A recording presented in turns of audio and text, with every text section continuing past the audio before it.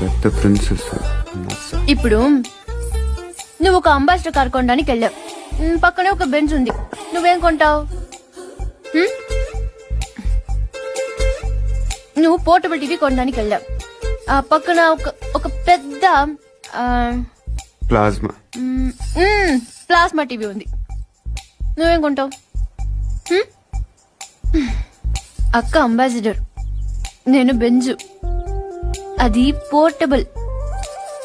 నేను ప్లాస్మా, అది life boy. నేను లక్స్.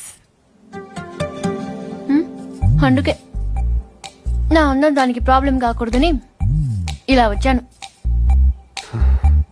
దేవుడు దయ వల్ల దానికి పెళ్ళైపోతే అక్కడ గంటకు తగ్గ బంటలో హృతిక్ రోషనో అభిషేక్ బచ్చనో దొరకపోలే.